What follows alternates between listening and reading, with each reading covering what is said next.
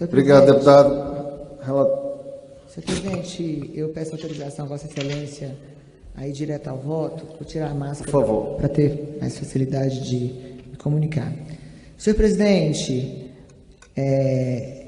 nós sabemos que nenhum de nós que estamos aqui, nenhum parlamentar gostaria de votar um projeto que precisasse de priorizar a vacina. Nós queríamos estar num país onde todos, deputada Margarete, tivessem acesso à vacina. Só que este projeto, ele parte da necessidade de termos pessoas que são prioritárias, que estão na linha de frente aí do combate ao Covid-19 e que têm morrido todos os dias e não são tratados como prioridade. Eu quero agradecer a ajuda do Paulo Teixeira, da deputada Érica Cocai, que nos trouxe sugestões, da deputada Rejane e de várias outras deputadas também. E vou ler meu relatório e quero falar um pouquinho também sobre os destaques, senhor presidente.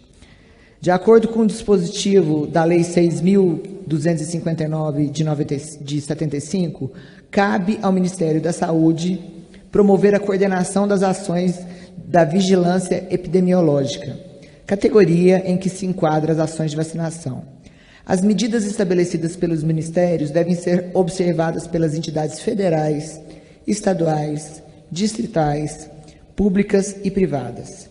Esta regra também foi reforçada pelo disposto no artigo 13 da Lei 14.124, de março de 2021, segundo o qual a aplicação da vacina contra o Covid-19 deverá observar o Plano Nacional de Operacionalização da Vacinação contra o Covid-19. E esse plano será elaborado, atualizado e coordenado pelo Ministério da Saúde.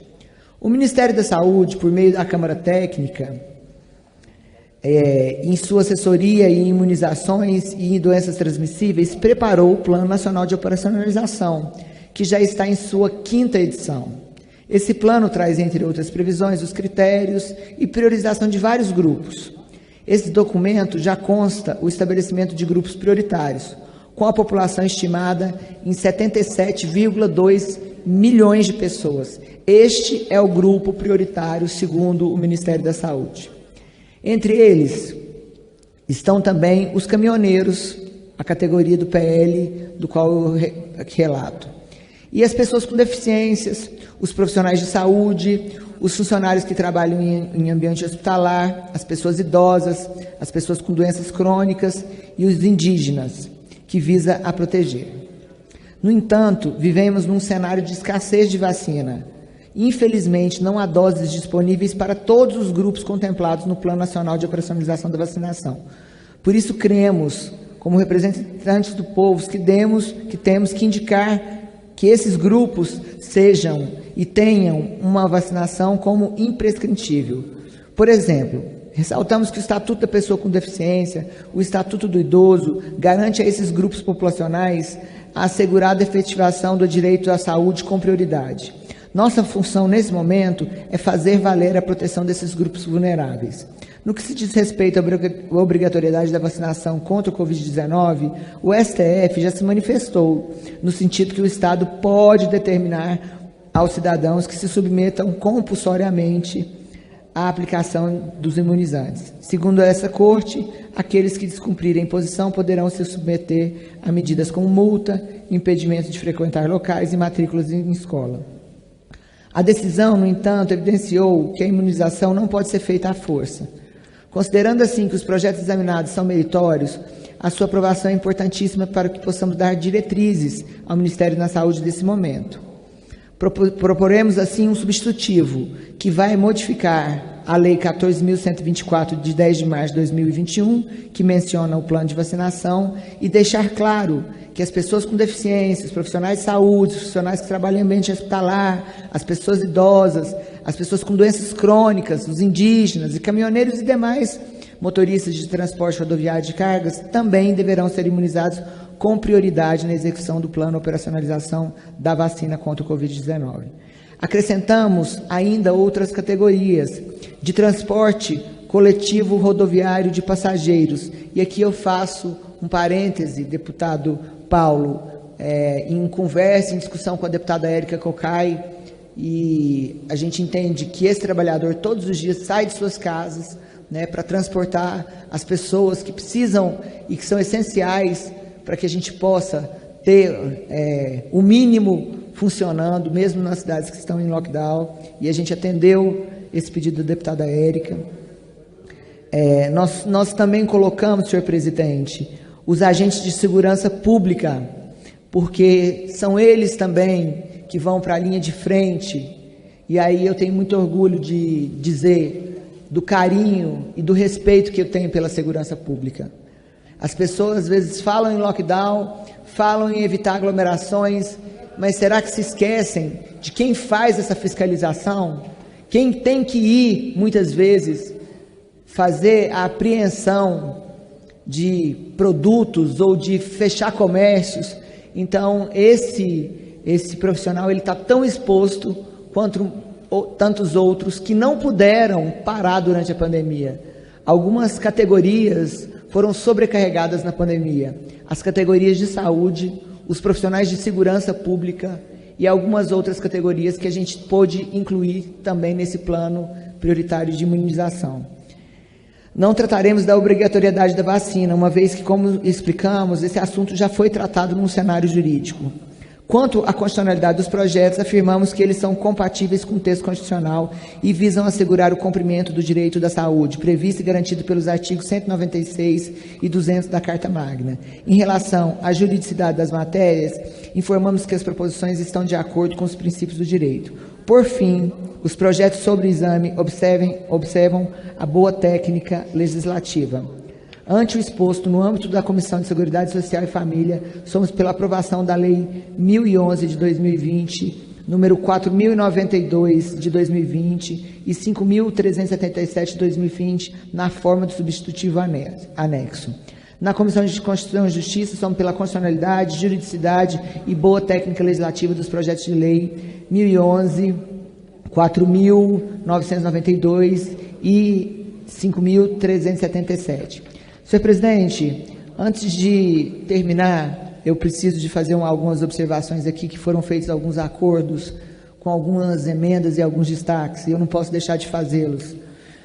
Nós conseguimos colocar também, inclusive a pedido do nosso líder do PCdoB, nós temos pacientes que são pacientes crônicos que têm problemas de embolia pulmonar já com antecedentes. Nós acatamos isso no nosso texto e com uma ressalva para que a gente pudesse atender um pleito que às vezes é muito simples aqui no plenário, mas que muitas pessoas não são consideradas prioritárias e se tiverem esse tipo de doenças estão praticamente... Pela ordem, relatora. Relator, apenas trazer a Vossa Excelência uma demanda, deputado Vicente Paulo Silva, Vicentinho, ele traz aqui um tema para reflexão de Vossa Excelência, que é o tema dos carteiros. Os carteiros. Os carteiros, eles estão na linha de frente dos serviços públicos no Brasil, cotidianamente, junto do povo, naquelas áreas mais tensas do país. Então, eu queria transmitir a Vossa Excelência, para a sua reflexão, evidentemente, o tema dos carteiros, que é um serviço essencial para o nosso país. Fica aí esse pedido. Deixa eu ponderar para a relatora concluir o parecer dela, ela vai ter a oportunidade de fazer o parecer, as emendas, e aí, nesse interregno, eu concedo a palavra até para poder pleitear várias categorias que estão pendentes. Para concluir, com a palavra garantida da relatora, a deputada Celina Leão. Então, o relatório final, nós colocamos, e nós fizemos isso em tópicos, porque o governo federal pode ter uma interpretação diferente da nossa e trabalhar talvez com algum veto, e essa casa que dará a voz final, se nós vamos acatar o veto ou não do governo federal, mas para não inviabilizar o projeto como um todo e tentar acatar o máximo de sugestões possíveis dentro daquilo que a gente entende que é essencial. Essencial, caros colegas, não é base eleitoral. Essencial é aquela pessoa que sai todos os dias para trabalhar, para deixar a nossa nação de pé. E foi isso que eu tentei colocar como essencial no nosso projeto. nós colocamos as pessoas com deficiência, os profissionais de saúde e funcionários que trabalham em ambiente hospitalar, as pessoas idosas que já estavam no Plano Nacional, as pessoas com doenças crônicas e que tiveram esse tipo de problema pulmonar, os povos indígenas, os caminhoneiros e demais motoristas de transportes rodoviários de cargas, porque eles não param no tempo que nós vivemos, é tudo delivery, e essas pessoas estão o tempo todo trabalhando para que não haja um desabastecimento no nosso país. Os agentes de segurança pública e privada, desde que estejam comprovadamente em atividade externa. E nós acatamos também uma emenda do deputado Bismarck, aqui para a gente já deixar claro, para a gente não discutir aquilo que já está acatado. É uma emenda do deputado Bismarck, e também não é só do deputado Bismarck, porque a deputada Talíria me fez um pedido bem parecido com Vossa Excelência, e nós acatamos que a gente consiga também, que serão priorizados também o atendimento de coveiros, atendentes funerários, motoristas funerários, auxiliares funerários, demais trabalhadores de serviços funerários e de autópsias. Foi um pedido do PSOL, aí no nome da líder, da deputada Talíria, que nós entendemos a necessidade. São essas pessoas que todos os dias nós falamos em mortes, mas são essas pessoas que todos os dias, literalmente, fazem esse serviço que talvez nenhum de nós gostaríamos de ver o que esse trabalhador tem que fazer como profissão todo dia. Então, eu quero parabenizar o deputado Eduardo Bismarck pela sugestão da emenda, a deputada Talíria, que fez um acordo conosco, inclusive de tirar um outro destaque que havia colocado no texto, que era o destaque 6, e essa casa ela é uma casa de acordos, onde que a gente traz um texto e tenta buscar outro e atender aquilo que é mais importante. Nós atendemos o destaque 2 também, deputado Paulo, que é do PT. O destaque 2 é o destaque que fala sobre o trabalhador de assistência social.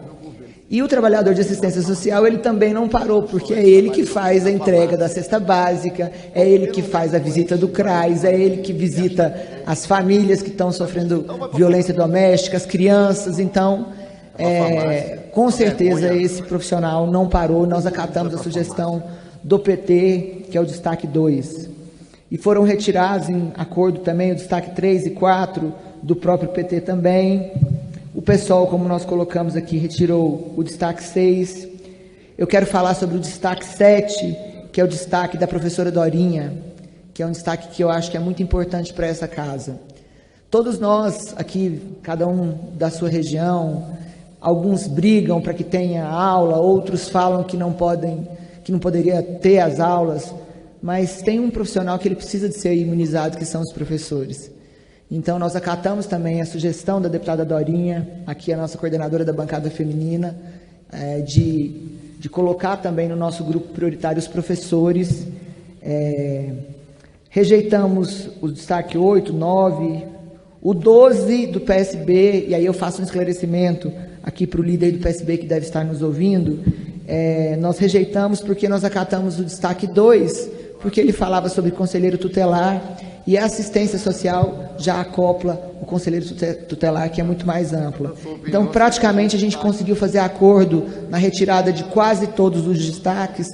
Eu ainda vou estar no plenário discutindo mais algumas emendas do texto final, senhor presidente, e eu espero que essa casa consiga dar a tranquilidade para essas pessoas que são verdadeiramente essenciais para que o país não pare, para que o país funcione, uma condição dele ir trabalhar, tendo a certeza que ele está dando o seu melhor para o país e que essa casa está cumprindo um dever constitucional de protegê-los também.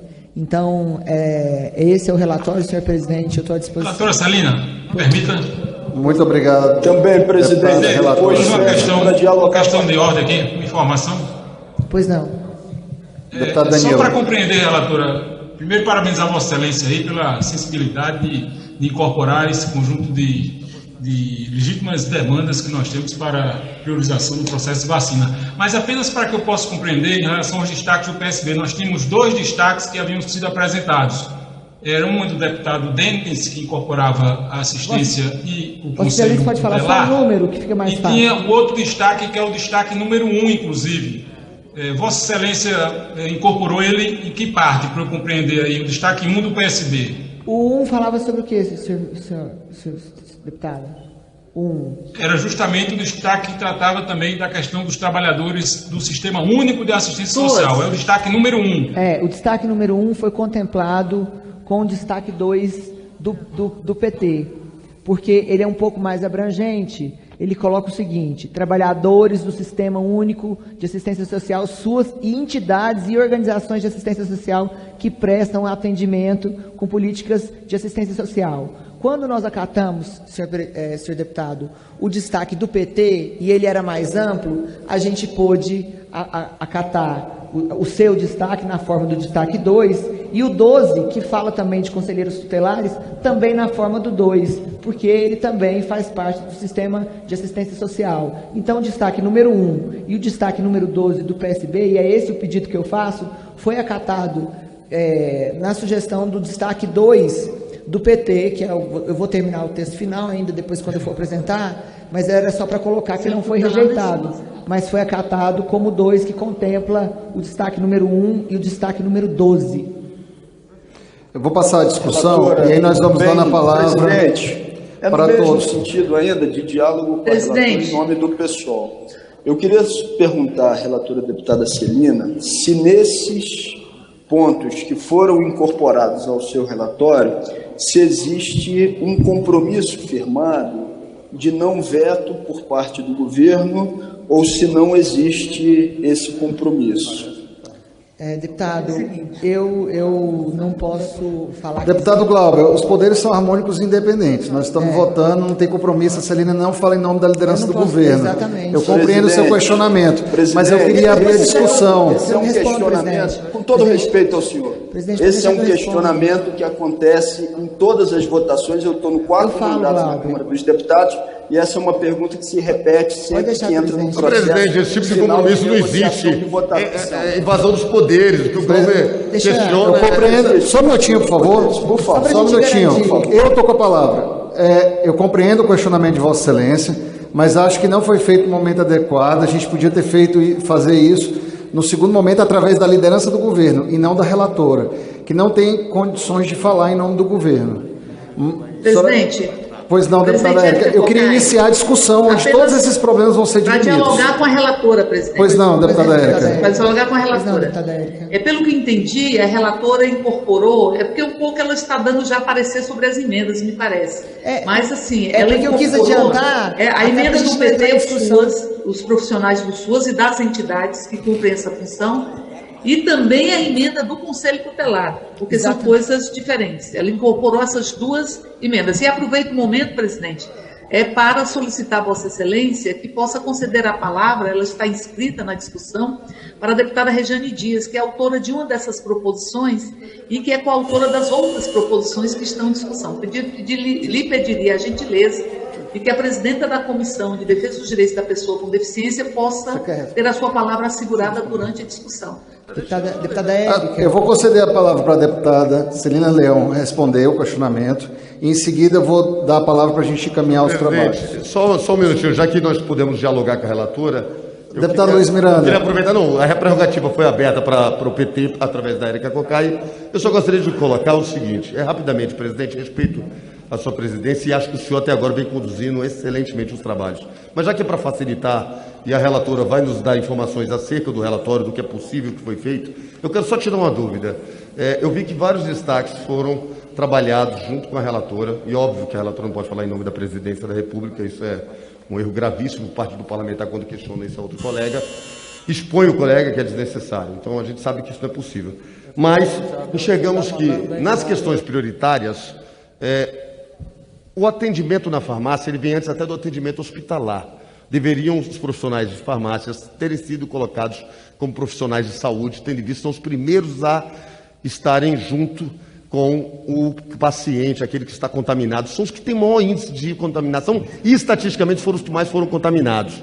Acho que o microfone vai... Só para concluir, presidente. Para concluir. E assim, para a gente evitar ter mais um destaque em votação... Só um minutinho, por favor, estou com a palavra. Para a gente evitar ter mais um destaque em votação, o destaque número 14, ele trata exatamente sobre isso. Os profissionais de farmácia, e aí nós não conseguimos enxergar, quando eu pedi para análise técnica, me analisar qual é o percurso que se faz até chegar à farmácia. Quase sempre buscando um motorista de aplicativo, ou um mototáxi, ou um taxista, para poder levar esse paciente contaminado até a farmácia, sem saber ainda que está contaminado, ou solicitar via aplicativo para que esse entregue na sua casa e ter contato contaminado. Então, se for possível a relatora entender que é possível aprovar o destaque 14, nós podemos retirá-lo e ela pode incorporar no seu texto, até porque profissionais de farmácia, de certa forma, são profissionais de saúde. É só para colocar uma sugestão que, se for possível acatar, nós temos total interesse em tirar o destaque, se a relatora puder aprovar no seu relatório. Obrigado, presidente. Agradeço as palavras. Só para fazer um esclarecimento aqui ao plenário, o momento da gente justamente dialogar e estar fazendo essas inclusões e sugestões à relatora é no momento da discussão. Portanto, eu vou dar a palavra à relatora para que conclua o seu relatório. Vamos resguardar a palavra da relatora. Em seguida, eu vou abrir a discussão e aí os inscritos e aqueles que possam escrever aqui terão resguardado a palavra para poder dar suas sugestões. Após isso, a relatora volta para dar o parecer às emendas. Muito obrigado. Com a palavra, a relatora. Vou pedir a palavra também para conversar com a relatora, presidente, deputado Fontana. Senhor presidente. Com a palavra, a relatora. Senhor presidente, só para não ser mal educada com o deputado Glauber, que me fez um questionamento, eu não tive, deputado Glauber, essa conversa com ninguém da liderança do governo, eu não tratei isso, depois Vossa Excelência pode questionar isso com alguém, com o líder do governo.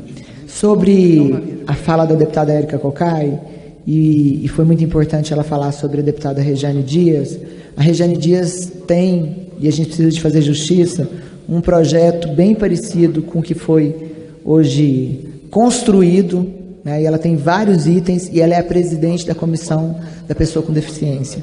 E ela nos fez um apelo, mas o apelo que ela nos fez quando ela me ligou já estava incorporado no nosso projeto, mas ela tem um projeto, inclusive, que antecede a essa discussão, então quero fazer justiça a isso. Estou à disposição para construir o que a gente conseguir construir e a discussão ser iniciada. Muito obrigada, senhor presidente. Passa-se a discussão.